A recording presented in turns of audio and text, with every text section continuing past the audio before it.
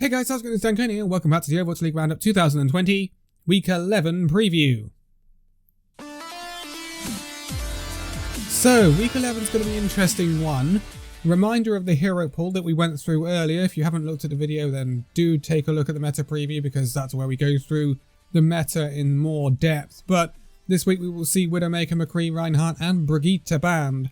So it should be interesting to see how some teams react to that. We saw a very similar hero pool in Week 5 when hero pools came in for the first time. So some teams will benefit from this, some teams won't. We are not going to see Vancouver this week. We are not going to see New York. We are not going to see London. We are not going to see a lot of teams actually. But we are going to see Florida Mayhem back. We haven't seen them since Week 8.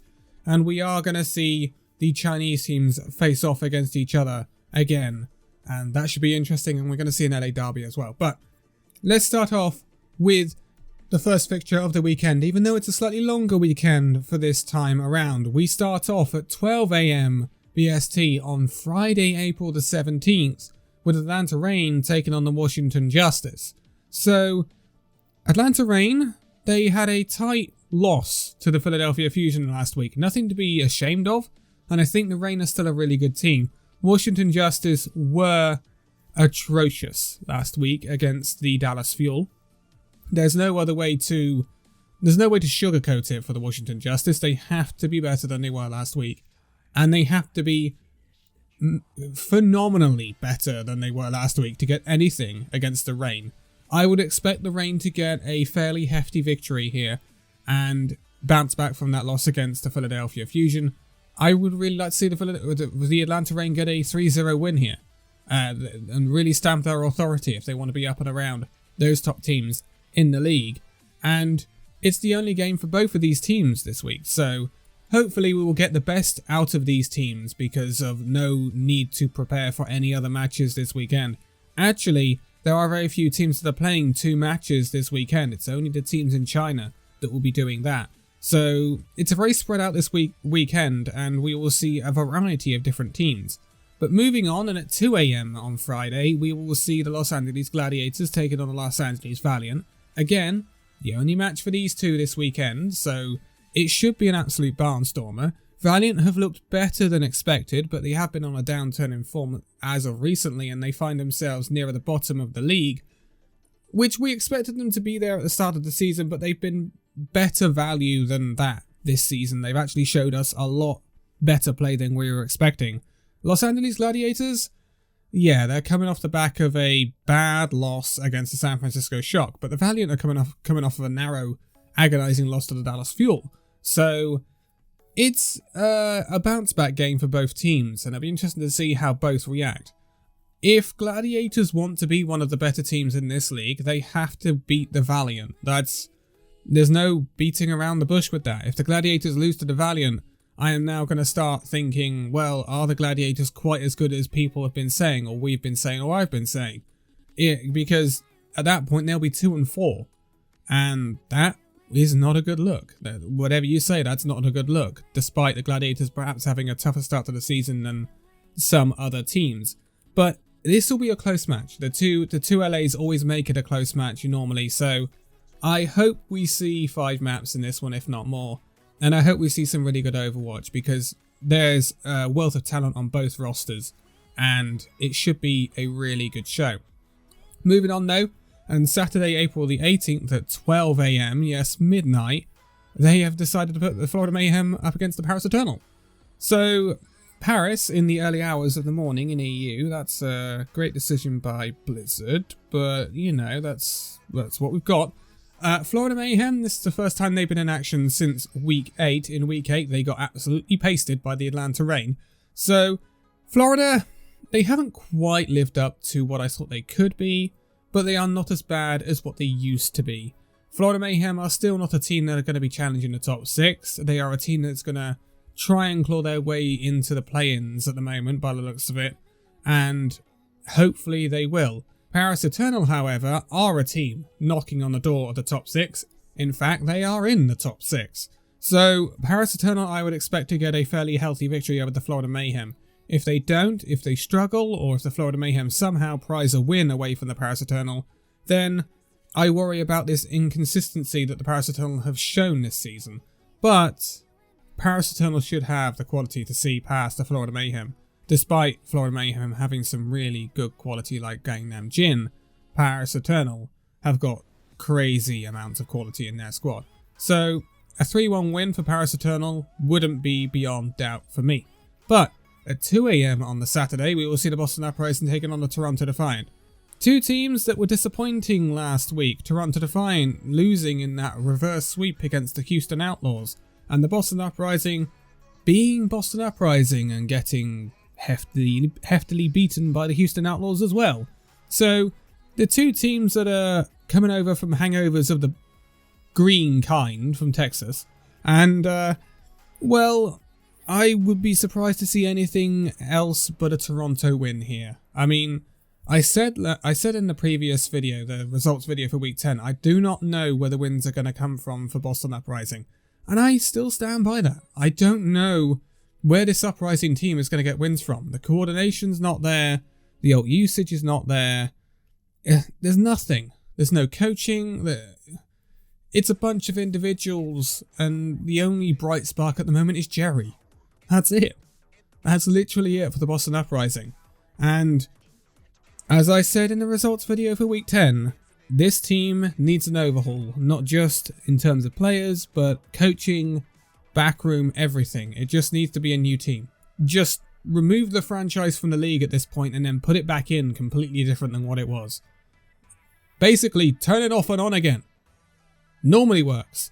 But again, Toronto, I would like to see Toronto get a 3-0 win here. If Toronto want to be a play-ins team, they have to be, sweeping aside this Boston Uprising team, because Boston Uprising have got no hope of any sort of end of season competition at the moment unless they significantly improve.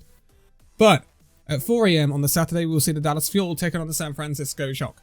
So this is a rematch of the game we saw in week 1 when we first saw these teams in action, and the San Francisco Shock got a 3-1 win over the Dallas Fuel. But that was a point when Dallas Fuel, it was early days for them. Shock looked like they were relying a lot on individual plays, and both teams, in my opinion, have developed a lot since that week 1 encounter. And the issue I have with the Fuel, and I said this in the results video for week 10, they are reliant on their DPS. Last week we saw Doha pop off before it's been Decay. And what worries me about the Fuel in this match is that they are up against a team that is good in every area. Support, tank, DPS, they've got it all covered. They can put some of their DPS in the supports and still be better. So the problem is here, the Dallas Fuel, just getting carried by your DPS of Decay and Doha is not going to be enough. You're going to have Gamsu, Note, Harry Hook, Closer, Crimzo. You're going to have them really step up in this match if you want to take anything against the Shock. The Shock have been improving since their really bad week 9, and I don't see anything but a Shock win here. Now, if the Fuel can give a good display, make it a 3-1, a 3-2, make it a close game, then it's been a good week for the Fuel despite the loss. But if Fuel just get absolutely hammered by the Shock, then it's just a case of proven identity, if you see what I mean. Fuel will be then designated as a team that will try and get in the play-ins, and hopefully they'll get there. But if they're a team that takes the San Francisco Shock close, then all of a sudden we're talking about Fuel saying, well, maybe they're a solid play-ins team that might want to try and knock on the door of playoffs. But this will be an interesting one for the Fuel, but I would expect a Shock win here. Then moving on to Saturday, and at 9 AM, this is when we will see the late morning games GMT. We will see the Chinese teams in action. So this is the Chengdu Hunters taking on the Guangzhou Charge. So I said this meta will favour the Chengdu Hunters, and I think it will. I would be very surprised to see the Chengdu Hunters run anything else but pure dive this week. I think we will see Genji, I think we will see Tracer, I think we will see Winston, I think we will see D.Va or Wrecking Ball or D.Va. And I think Chengdu Hunters, if there's a week where they're going to pick up wins, I think this is a comfortable week for them to do so. And Guangzhou Charge, It's difficult to know what happens with the Guangzhou Charge. They're a team that goes up and then down, up and then down. They got a really good comprehensive win against Vancouver last week, which was really, really good. But then I've seen disappointing looks for the Guangzhou Charge. So it's difficult to predict this Charge team. If I'm going to go for anything, I'm going to go for the Chengdu Hunters to win this one, but I think it'll be a really close match. But I think a lot of these Chinese teams are going to be very close this week. So yeah, I will go for a Chengdu Hunters win, but I think it's going to be close. Moving on to 11 AM on the same day, and Shanghai Dragons will take on the Hangzhou Spark. Now, I was talking about this being close. This could be the match with the biggest disparity, in my opinion. Hangzhou Spark are a decent team, don't get me wrong, but I don't think they're going to reach the heights that they did last year. I don't think they're quite good enough to compete with the Shanghai Dragons. I think the Shanghai Dragons have really got some momentum now, and I wouldn't be surprised to see the Shanghai Dragons run out 3-1 winners here and get not a comprehensive victory over the Spark, but a decent victory over the Spark. If the Spark can make it really close though, they will go up in my estimations, definitely, and I'm looking to do some power rankings, so Spark, impress me, because at the moment, you're a mid-table team, so impress me and hopefully you can make waves. But lastly, we've got 2 fixtures to go through on the Sunday. Again, at 9 AM, we will see the Guangzhou Charge take on the Hangzhou Spark, the electric battle once again. And this will be close. It was last time.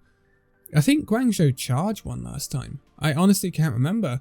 But it's a difficult one. It depends who adapts to the bans better. Because the Guangzhou Charge, they are possibly going to struggle because Happy is not going to be able to be on that Widowmaker or that McCree. So that is a deficit that the Guangzhou Charge are going to have to make up. Now, it's possible that Nero makes this up on some flex picks. We have seen very good play from Nero in the past couple of weeks. Hangzhou Spark, though, I believe they have decent components for a lot of metas. Dive might be perhaps the Spark's weaker point. I think Spark are often better on the double barrier or the Reinhardt Zarya. But again, they're decent on all comps. So I think Hangzhou Spark have probably got a little bit more than Guangzhou Charge in this match. But I think it will be close. But it's purely meta based. I think it's just because the meta will favour the Hangzhou Spark slightly more than the Charge because of the DPS bans this week. So a 3-2 win for the Spark, I think, will be what I will go for. And then lastly, we'll see at 11 AM the Chengdu Hunters taking on the Shanghai Dragons. Now, Chengdu Hunters are the only team to have beaten the Shanghai Dragons this season. And the Chengdu Hunters ever since then have not really done anything. They have been, you know, the thorn in the side of some teams, but they haven't really got anything on the board in terms of wins. I think this is winnable for the Chengdu Hunters though, just because they will be able to play that dive. And if they drag Shanghai Dragons into that divey, chaotic mess that is the Chengdu Hunters and the way they play, then the Chengdu Hunters are very likely to come out on top. But if the Shanghai Dragons can stop the Chengdu Hunters, can shut down the likes of Imeng and Jinmu, who could possibly be running that Pharah or perhaps the Genji, then Shanghai Dragons will probably be comprehensive victors here. But I wouldn't be surprised to see Chengdu Hunters take that series. I would not be surprised one bit. Chengdu Hunters will thrive in a meta like the one we are going to have now. So I'm going to go 3-2 Shanghai, but I think that Hunters might cause an upset here. I think it's a difficult one. It's a difficult one. It's possibly one of the closest games of the weekend, in my opinion. But that was the preview for week 11 and the fixtures we've had there. Obviously, that rounds out our previews for week 11, and obviously it's been a bit different because of the change in schedule from the Overwatch League and having it matches earlier in the week, like Friday.